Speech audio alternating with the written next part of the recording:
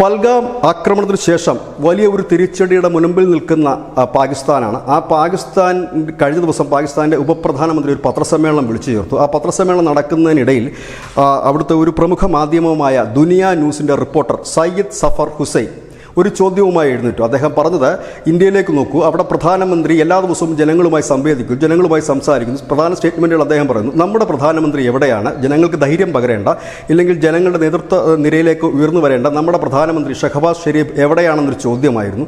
ആ ചോദ്യത്തിന് തൊട്ട് പിന്നാലെ തന്നെ ഈ ചോദ്യം ചോദിച്ച ദുനിയ ന്യൂസ് റിപ്പോർട്ടർ സയ്യിദ് സഫർ ഹുസൈൻ്റെ മൈക്ക് ഓഫായി.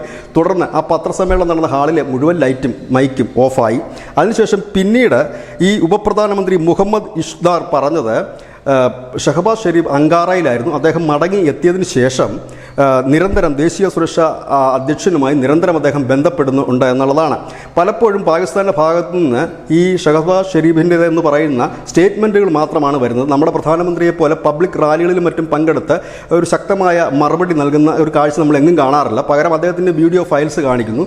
ഒപ്പം തന്നെ അദ്ദേഹത്തിൻ്റെ വാർത്തകളാണ് പലപ്പോഴും ചാനലുകൾക്ക് ഇപ്പോൾ നൽകാൻ കഴിയുന്നുള്ളൂ. അതിനിടയിൽ വരുന്ന മറ്റൊരു രസകരമായ ഒരു വാർത്ത കൂടിയുണ്ട്. കഴിഞ്ഞ ദിവസം പാകിസ്ഥാൻ്റെ കരസേനാ മേധാവി പാക് അധിനിവേശ കാശ്മീരിലെ നിയന്ത്രണ രേഖ സന്ദർശിച്ചു എന്ന് പറഞ്ഞൊരു വീഡിയോ പാകിസ്ഥാൻ പുറത്തുവിട്ടിരുന്നു.